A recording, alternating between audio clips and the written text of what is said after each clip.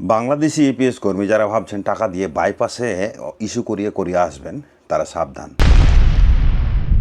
বেশ কিছুদিন যাবৎ সোশ্যাল মিডিয়ায় দেখতে পাচ্ছিলাম যে বাংলাদেশি যারা টাকা দিয়ে কোনো রকম ইস্যু করিয়ে ২ নম্বর পথে অবৈধভাবে যারা ইস্যু করিয়ে কোরিয়া ঢুকেছেন, তাদেরকে পুলিশ ধরপাকড় করছে এবং দেশে পাঠিয়ে দিচ্ছে। এটা আমি প্রথমে বিশ্বাস করি নাই, বা কিন্তু বিশ্বাস করতে বাধ্য হলাম।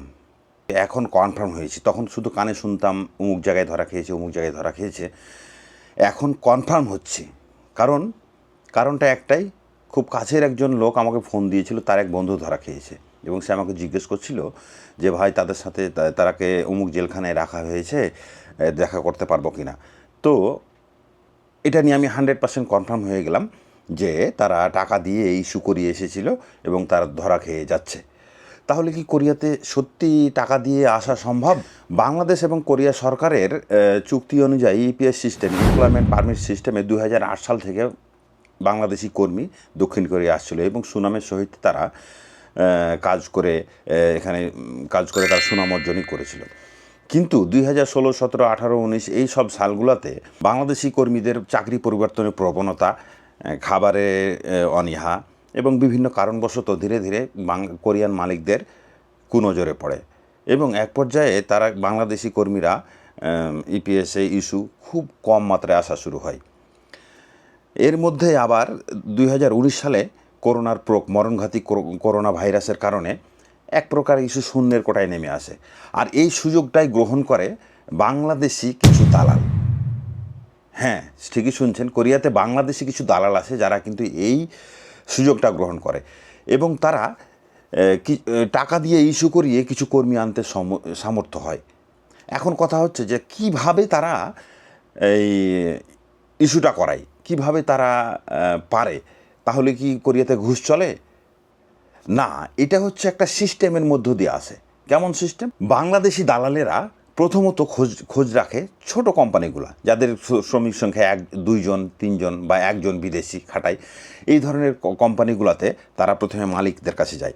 মালিকের কাছে গিয়ে মালিককে সিস্টেমটা বোঝায় যে আপনাকে আমি এত টাকা দেব, আপনি আমাকে জাস্ট শুধু একটা কর্মী এনে দেবেন।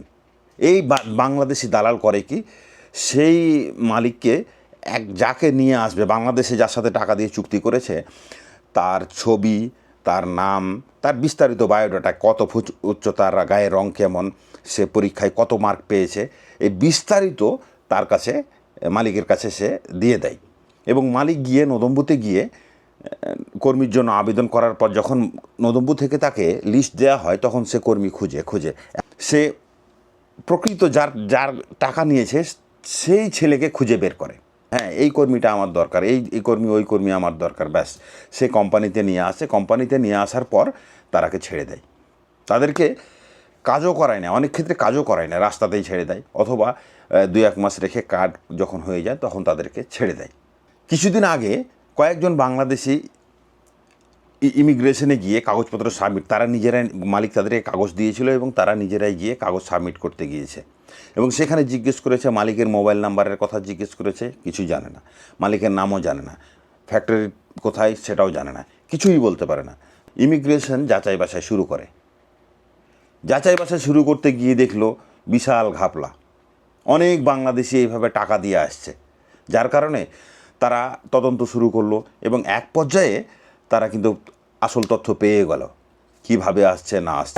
শুরুর দিকে আমি একটা কথা বলেছিলাম যে পরিচিত একজন আমাকে ফোন দিয়েছিল, বাস্তব সত্য কথা, সেই ছেলেগুলোকে ধরে নিয়ে গেছে, এটাও সত্য কথা, এবং দেশে পাঠানো হয়েছে, এটাও সত্য কথা। এই ছেলেগুলোকে আনার পর যখন তাদেরকে ফ্যাক্টরিতে না রেখে তাদেরকে অন্য জায়গায় রেখে দিনে 1 ঘন্টা, 2 ঘন্টা, 3 ঘন্টা বা একদিন কোনো দিন কাজ করে, তো বেশিরভাগ বসিয়ে রাখতো। কারণ কি, এরা হচ্ছে, এদেরকে অবৈধভাবে আনা হয়েছে, বৈধতার ভিত্তিতে অবৈধ আর কি। টাকা দিয়ে সে ইস্যু করিয়ে এনেছে, মালিকের শ্রমিকের দরকার নাই, ওই যে টাকা পেয়েছে তার জন্য সে নিয়ে এসেছে, এখন তাকে রিলিজ দিয়ে দেবে। কিন্তু তার আগে 2 জন একই কোম্পানি থেকে ধরে নিয়ে গেছে ইমিগ্রেশন পুলিশ, বাকি আছে এই 2 জন। এদেরকে যদি রিলিজ দেয় তাহলে মালিক পড়বে ইমিগ্রেশনের নজরে, তার জন্য তারাকে রিলিজ না দিয়ে কিছুদিন আটকিয়ে রেখেছিল। এরাও যেত না, মালিকও ডাকতো না। পরবর্তীতে একদিন সকালবেলা গিয়েছে, ওই সময়তে ইমিগ্রেশন পুলিশ এসে তাদেরকে ধরে নিয়ে গেছে। মালিক গিয়ে কাগজপত্র সাবমিট করার পরে বলে, এসব আমাদের দেখার দরকার নেই, আমরা সব কিছু জেনে এসেছি, আপনার সম্বন্ধে আমাদের বিস্তারিত তথ্য আছে। ব্যাস, ধরা খেয়ে গেছে। এত টাকা দিয়ে এসে, অবৈধ উপায়ে এত টাকা দিয়েছে, ধরা খেয়ে গেলেন। যে টাকাটা দিয়ে আপনি আসলেন সেটাও লস। পুরাতনদের তো যাক, নতুনরা বেশি মার খাচ্ছে, পুরাতনগুলাও মার খাচ্ছে। কাজে এই ফাঁদে পা দেবেন না। আপনার যদি কপালে থাকে ইপিএস, আপনি আসবেন। এখন এদেরকে ধরার জন্য বাংলাদেশ অ্যাম্বাসি, বাংলাদেশ ইমিগ্রেশন সবাই সহযোগিতা করছে কোরিয়ান ইমিগ্রেশনকে। কেন করছে? এটা হচ্ছে দেশের দুর্নাম, চরম একটা দুর্নাম। টাকা দিয়ে এসে বাংলাদেশি ধরা খাচ্ছে এবং তাদেরকে দেশে পাঠাতে হচ্ছে। খুব একটা লজ্জাজনক এবং খারাপ জিনিস। অতএব 2 নম্বর রাস্তায় আসলেও ঘেরা খাবেন।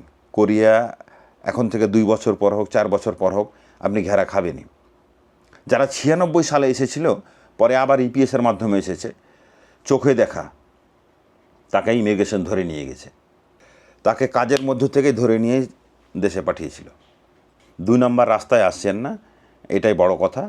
সাবধান হয়ে যান, না হয় আসার পরে পস্তাবেন। যে টাকাটি দিয়ে দালালের বাচ্চা দালালদেরকে যে টাকা দিয়ে আসবেন, সেটাও আপনার লস হবে। অতএব সাবধান, আর সৎ পথে আসেন। এসব 2 নম্বরই ধান্দা করিয়েন না।